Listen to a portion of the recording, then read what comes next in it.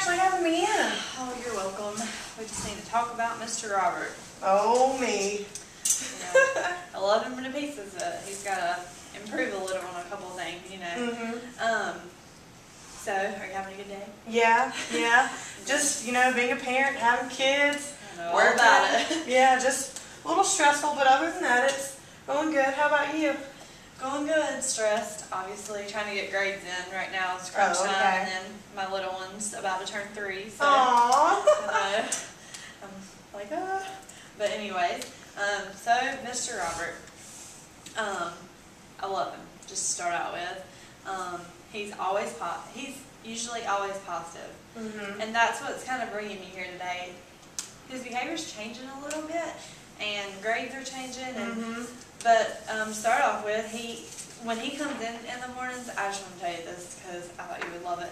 He comes in and we don't really hug, but instead of that, we do like a handshake, and we just like do like this and pound it because all the kids are doing that. So that makes him be more social with me. You know where that came from? Where? His dad and him have a handshake. Oh, and Lord. Every day when his daddy walks through the door, they do this little like pounding like fire thing. It is hilarious. Well, good. I'm glad that I can do something fun with him because I try to make it fun for them because teenage boys. Crazy. Yeah. And I don't want him to just be like, oh, Right. teacher, So I try to make it fun with him, and I feel like that helps. I know he is autistic. Right. And he has ADHD. But over the years that I've worked with Robert, since he was a freshman and up until now, I've seen him with other teachers, and I've seen him in school, and he has his meltdowns and his breakdowns, and he drops here and there if something's going on, but he's always done well. School's his safe place. Yeah. He loves coming to school. Like he's not scared to be here. He's putting forth the effort, I feel like, but his effort's not up here. It's moved down a little bit. And what kills me about it is he's so smart. I mean, the boy can take apart a washing machine and put it back together in 5 minutes if he wanted to. And I know, he's so smart, and that's what drives me nuts. It's just like, you can do this, Robert. And like, I try any way I can to influence him in a positive way. Like staying on task, on work, when he gets on it, he's all right.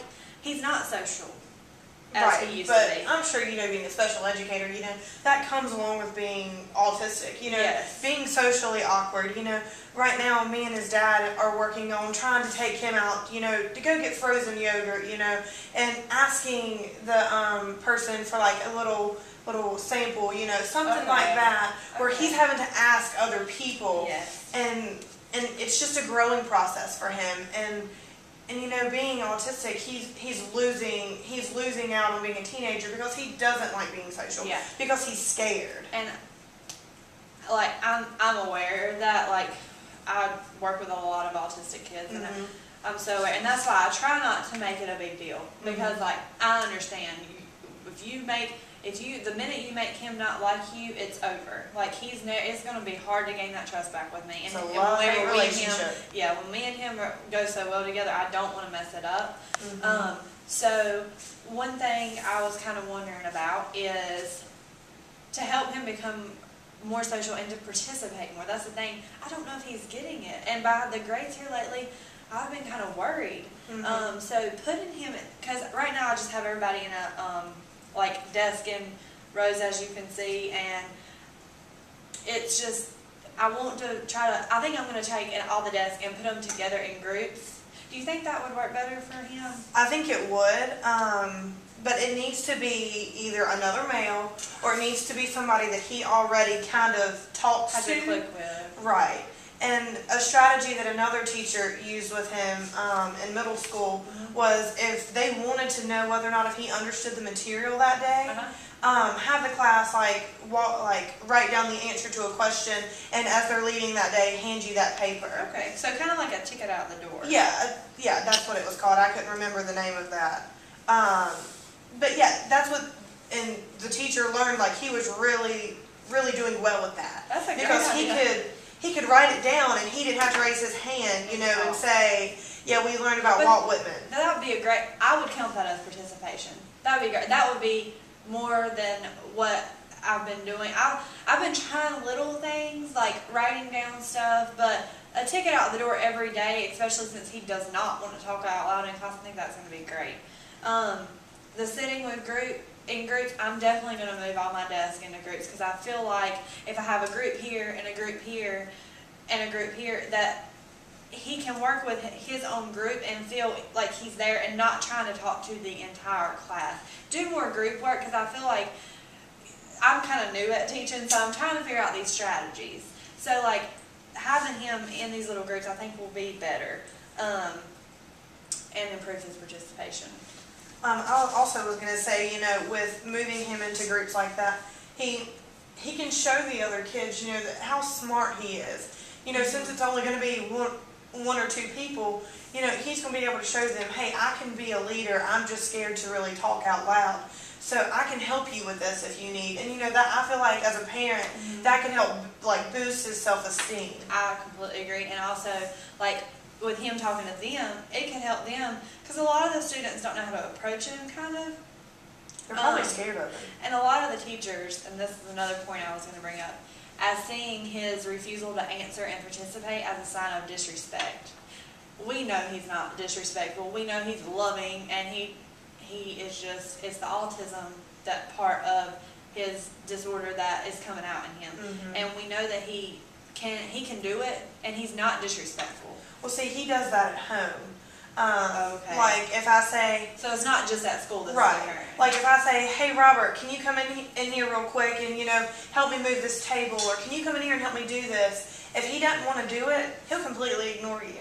He'll act like he has no idea what you're talking about. Although he does, it's not a sign of disrespect. It's just either he doesn't want to do it, or either he's bored. Well, we got to remember, we can't.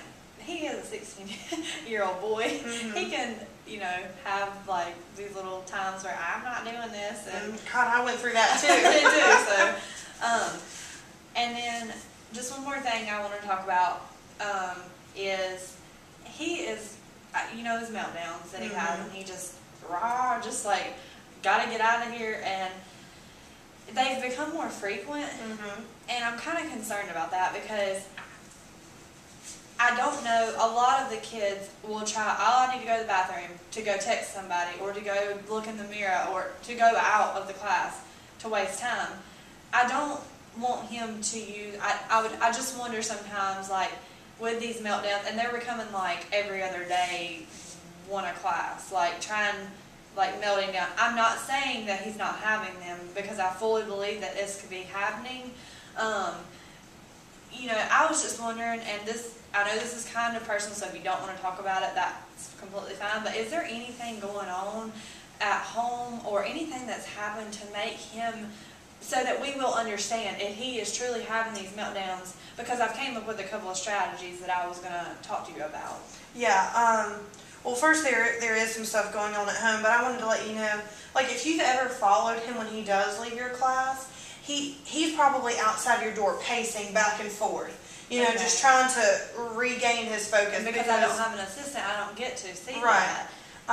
Because 90% of the time, I mean, he's got a cell phone, but he doesn't use it other than to call me and his dad. Okay. Because I've even looked at phone records, socially. You know, for his social interaction, and he's not doing it. It's only for me and his dad. Gotcha. So it's not that he's trying to get out of class. Okay. If you ever watch him, he'll walk back and forth and just pace. And sometimes he'll shake his hands. So it's him trying to calm down. Okay. So if he asks to leave your class, it's for your best interest to let him go calm himself down and then come back in. Okay. And then to answer your question about the home situation, it's actually been a hectic 2 to 3 weeks. Because we just lost a family member, our dog. Me and my husband had this dog since we've been married, and his name is Sam. He's been a part of our family. I mean, I called him my son for years. Oh, no. And he just recently passed away. And when Robert was born, he clung to that dog. I mean, that has been his best friend up till now. And me and his dad don't even know how to handle it right now. We've been trying to make it day in and day out. Yeah. It has been a very hard situation, and it's just been hectic is the only word I can tell you. And it's watching him mourn this dog has broke my heart more than you can think of. Yeah. Me and his dad have cried at night trying to get him to sleep. You know, because when your child cries, you know you cry. Yes. And, you know, I mean, there's nothing we can do to bring him back. And I know that if his schoolwork is lacking, that's why. Because, and I'm sure this hasn't been happening for more than a month, has it? No, just about a month. Well, then I'm guessing this is what's been going on. Okay. So this is pretty much was he social with the dog? Like, oh my goodness, yes. Like every day, like if he didn't bring home a bad note from school, there's a dog park right down the road, and me and him or him and his dad would walk down to the dog park. You know, he'd give him treats and try to train the dog, and you know, do some fun stuff. And not only that, but that brought in the social interaction of other people coming up wanting to pet Sam or, you know, talk to him about the dog. So he got to be social in that way. Okay. So any way we can find now to help him be social, and now that I know that, I can understand more of what he's dealing with. I've lost animals who've been like family members. I know it's awful. So maybe when he does have these meltdowns, because we don't want him wandering in the halls, of course you can understand that too with all these crazy kids, we could have a place for him to go, have this, and also you don't have to do it in front of everybody. Maybe like a guidance counselor is in agreement with me right now. We're going to work out the contract after I met with you if it was okay. He can go to her office as soon as this comes on, talk to her, or she can let him be in there alone and get this out of his like hair. Then he can come back to class, calm down, and nobody knows that he didn't go to the bathroom. Nobody has to see him in the hall pacing about the things that's happened with your the loss of your dog, and that being his pretty much best friend. I can understand that better now. And if he is having a really bad day, and now that I know that, since he might not want to tell the world, because he hasn't told me, and me and him are very close, as you know, so I can talk to him like after class or something and say, it's going to be okay, Robert, if that would be okay, and you think that would work. No, that would be fine. Because I was going to tell you, we have a spare bedroom upstairs, which is close to his room, and when he gets to his breaking point, he goes into that room and he closes the door and does whatever he needs to, you know, to calm down. So I think him having a safe place at school with his guidance counselor, or either just having a spot in the guidance counselor room or wherever it is, would help him out a lot. Okay. A lot.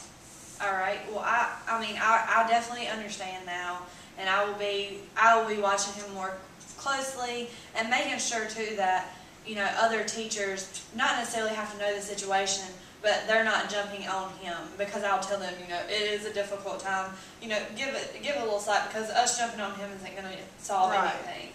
And if you could, would you tell the other teachers about this guidance counselor room or whatever? Yes, that's not a problem and at let all. them. So if it happens other than in your classroom, he can go there too. Okay.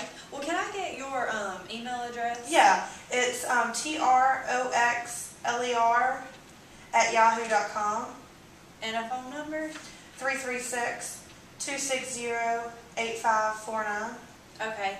And I'll be contacting you to talk more about this, but, you know, just getting him out there and getting him social, like the park was such a good idea. So let's just try to keep those strategies going and work on everything. I'm so glad you could come in today. All right, thank you. Thanks. Bye. Have a good day.